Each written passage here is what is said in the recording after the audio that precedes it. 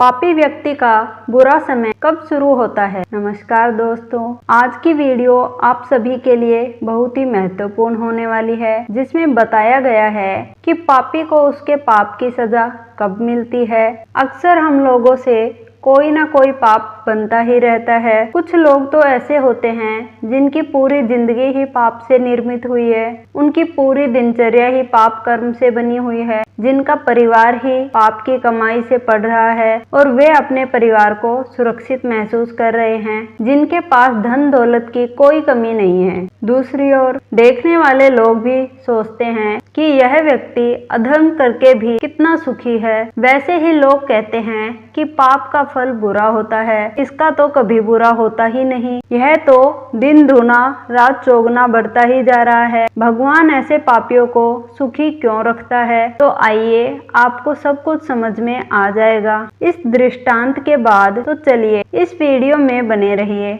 Video की समाप्ति तक। एक बार एक गांव में दूषित रहते थे। एक सेठ की दुकान चीनी की थी और दूसरे के हलवाई की। दोनों की दुकानें आमने सामने थी। उनमें से एक तो बड़ा ईमानदार था, फॉर द बेस्ट, तथा दूसरा जो हलवाई था वह दूध में पानी मिलाकर बेईमानी और अधर्म पूर्वक व्यवहार करता था। कि थोड़े ही दिनों में हलवाई ईमानदार हो गया और ईमानदार व्यक्ति गरीब हो गया। वह गरीब व्यक्ति हर पंडित ज्ञानी से यही प्रश्न किया करता कि धन कैसे होता है। उत्तर मिलता था कि धर्म से ही धन होता है। अब वह यह सोचकर बेहाल रहता कि अभी धर्म से ही धन होता है तो उसका पड़ोसी अधर्म से कैसे मालदार होता जा रहा है। एक दिन उसके द्वार पर एक ज्ञानी साधु आए थे। उनसे भी उसने वही प्रश्न किया कि यदि धर्म से ही धन होता है तो अधर्म करने वाले मालदार क्यों होते हैं। यह प्रश्न सुनकर महात्मा जी चुप हो गए और कुछ दिन के लिए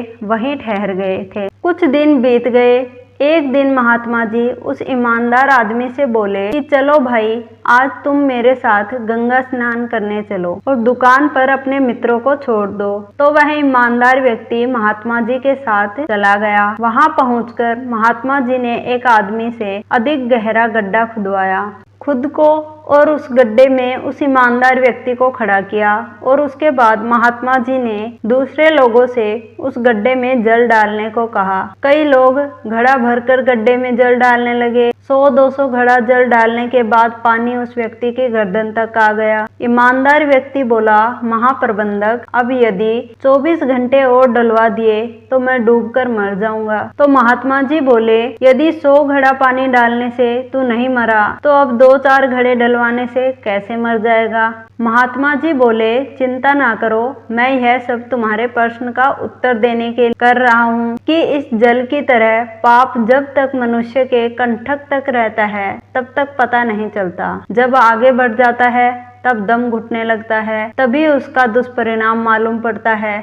जब धर्म से अर्जित की गई संपत्ति में आग लगने से तहस नहस हो जाती है, या चोर चुरा ले जाते हैं, या फिर किसी रोग या मुकदमेबाजी में समाप्त हो जाती है, तभी उसका दुष्परिणाम मालूम होता है।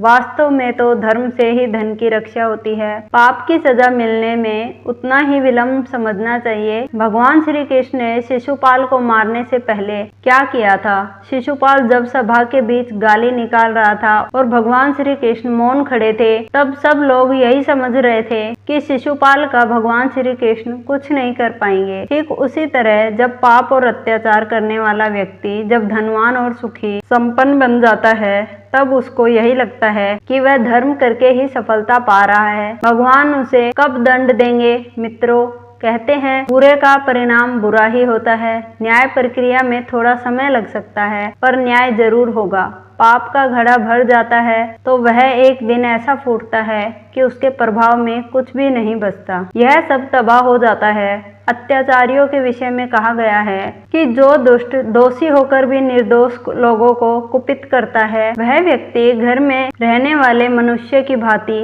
रात में सुख से नहीं सो सकता। जिनका मन पापों में लगा रहता है, वे लोग दूसरों के कल्याणकारी गुणों को जानने की इच्छा नहीं रखते, हमेशा दूसरों के अवगुणों को जीतने की इच्छा रखते हैं। जो व्यक्ति अर्थपूर्ण सिद्धि चाहता है, उसे पहले धर्म का ही आचरण करना चाहिए। जैसे स्वर्ग से अमृत दूर नहीं होता, उसी प्रकार धर्म से अलग नहीं होता। जो व्यक्ति समय अनुसार धर्म, अर्थ और काम का सेवन करता है वह इस लोक और परलोक में भी अर्थ और काम को प्राप्त करता है और ईमानदारी से कमाया गया धन सदैव अधिकारी होता है और पाप से कमाया गया धन व्यर्थ बह जाता है। उस धन से आप पूर्ण लाभ नहीं कमा सकते।